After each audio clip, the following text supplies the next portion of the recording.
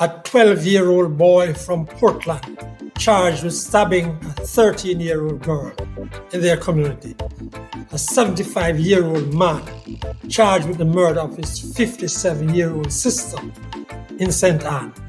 And an 85-year-old man from Hanover charged after allegedly confessing to murdering an 80-year-old Patsy Allen and her 73-year-old caregiver, Tika Anderson Nesbeth. One of them was his spouse. All of these are so-called domestic violence incidents, all adding to the dreadful crime data in Jamaica.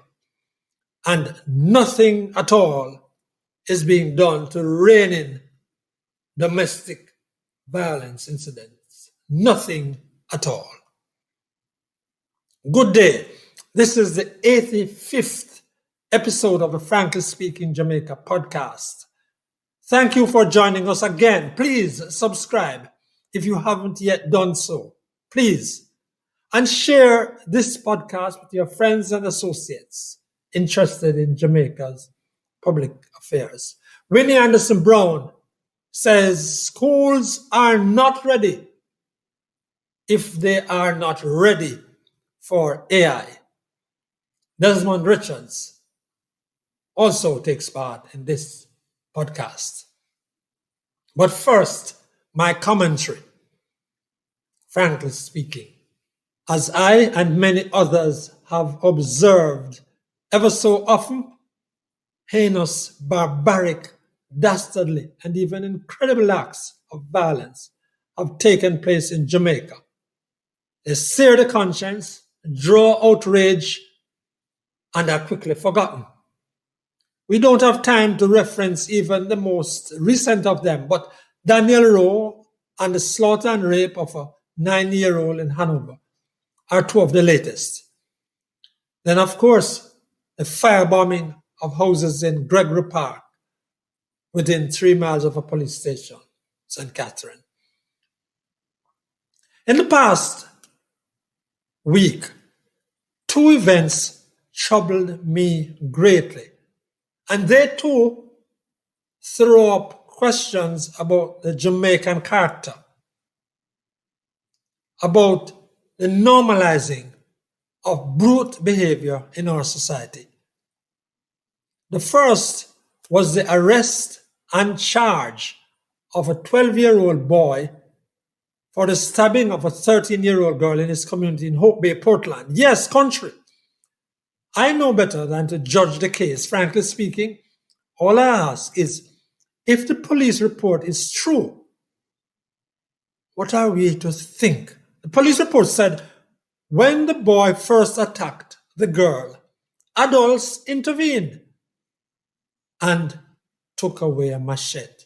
And then the boy went and retrieved a knife which he used to stab the girl. Did nobody see that coming? If what happened is true. What I found worse, frankly speaking, is a report, again, that a woman was slain August 12 in a community near Discovery Bay in St. Anne. She's 57-year-old Lynette Brady. Police have arrested her brother, 72-year-old Stanley Brady, for her murder. Her brother. They have the same name even. All reports I have been able to come about suggest that there was a long-running row between them over land. It came to a head on Saturday, August 12, when the brother journeyed to St. Anne from St. Catherine. Again, a quarrel.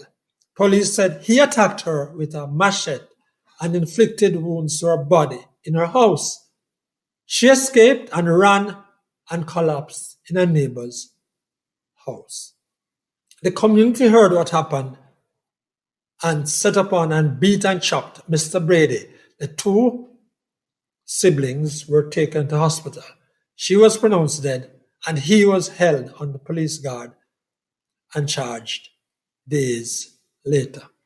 The police have said domestic disputes or quarrels between and among neighbors and in families, among siblings, father and son even, are major killers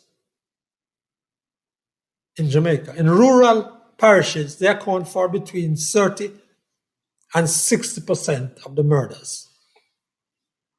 Frankly speaking, we haven't even bothered to provide much data on the numbers wounded and the cost to society, including to the hospitals, the time and resources used there, and the loss in production for the nation. Frankly speaking, nothing has been done about dealing with domestic violence, including murders, in a sustained and results-driven way with the required infrastructure. It needs a proactive social agency or grouping and some robust, articulate community involvement where people can feel assured and empowered and encouraged that they can report simmering disputes, flare-ups, even threats that could bubble over into violence and murder. And it doesn't take much, frankly speaking. It takes will and vision and organizing by a government agency. Look, we need to provide communities with a violence prevention commission or community committee or whatever you want to call it, or council. It can start as a unit at the parish level or in each police area. And those can be broken down into smaller units or sub-branches. Frankly speaking, use on the committees, the JPs or lay magistrates, include school leadership, principals, board chair, youth service club heads, and business leaders and other organized groups in the community. Use reps from the SDC and from the community. Go for pastors and guidance counselors. Attach to them police leadership. Involve heads of uniform groups, cadets, guides, pathfinders. Make available to these councils social workers, well-trained social workers and mediators. They must have dedicated, secure, confidential phone lines and service the groups or councils with workers, social workers, not profilers. Keep politicians away for the starters. Make available a space, even at the police stations, where the council or commissions can meet regularly and decide on interventions, community talks, walkabouts, involvement of a social worker. Get to the people with the disputes and issues before bloodshed. And now, to Desmond Richards. Illicit enrichment by politicians is nothing new to the Jamaican political landscape. Between 1952 and 1990, 4 JLP ministers were sent to jail for stealing public funds. In 1952, Zoe Malcolm, Labour Ministry, was jailed for stealing farm tickets. 1954, L.L. Simmons, also for farm tickets. And in 1966, Arthur Burt, yes, I don't know how many listeners and viewers remember that name. He was state minister in the Ministry of Education, and he ran away while being investigated for stealing millions of dollars that was donated to Jamaica to build schools. In 1967, some of you might remember this name, Cleve Lewis. He was jailed for farm work tickets. And then in 1990, Jack Smith. Now, we know that our politicians over the years have been involved in illicit enrichment. Now, what we have in front of us now, 6 parliamentarians are named by the Integrity Commission that they are being investigated. We don't know who they are. The People's National Party has indicated that none of their MPs have been spoken to by the Integrity Commission. Last week, the Prime Minister said that those of members of his party who he has spoken to has indicated that they are not under investigation. Well, he has not spoken to all of them. But one thing we know that the Integrity Commission has indicated in its report to Parliament that 6 parliamentarians and over 20 public officials are being investigated for illicit enrichment. Now, we are not certain about the PNP's position as to whether or not these names should be made public. Its chairman, Mrs. Angela Brownberg, said that she was still sitting on the fence. So she was not sure whether or not those who are being investigated should be made public for us to know.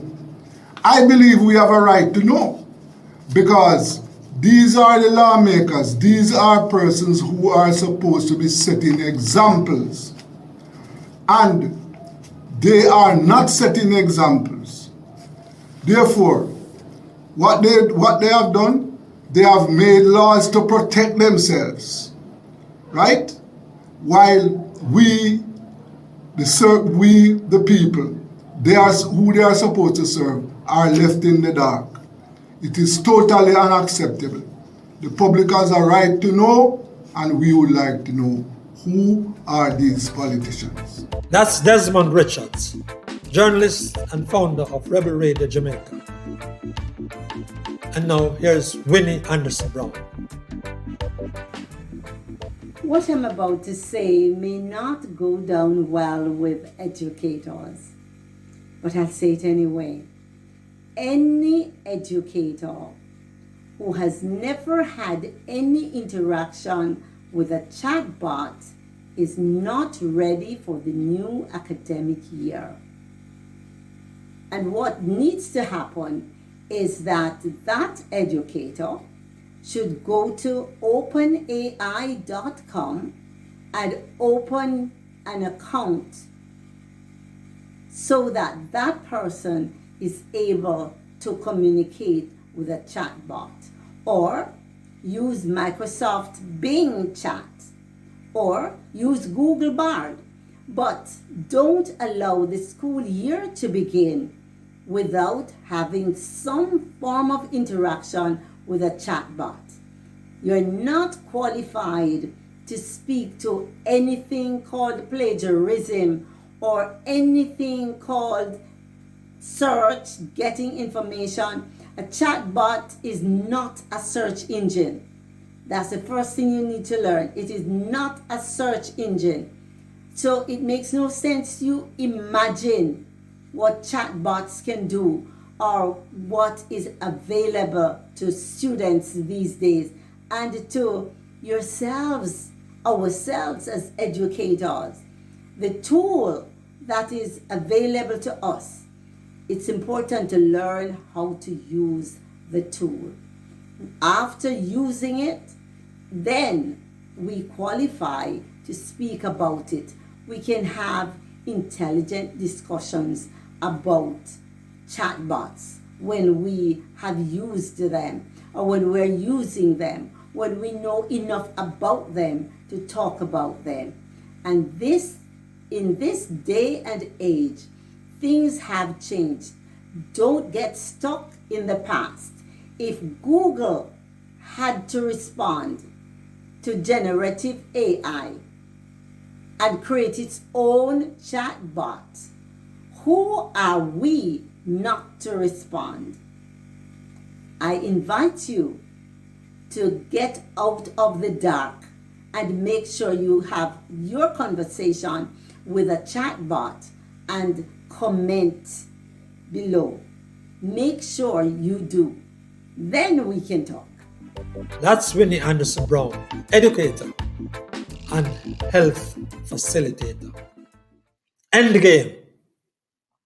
I am proud that Jamaica has reached 4.5% unemployment. It sounds like a planet away from what we used to hear and expect. Unemployment rate in the teens and near 20%. I mentioned Denby last week in episode 84 of this podcast, and I will come back to it with a whole podcast on why it could be so much better and why it could be able to present Jamaica in a far better light. That's it for this, the 85th episode of the Frankly Speaking Jamaica Podcast. Please subscribe and like and share. We want you to share your comments too on this channel. On behalf of Desmond Richards and Winnie Anderson Brown, I'm Franklin McKnight. Until then,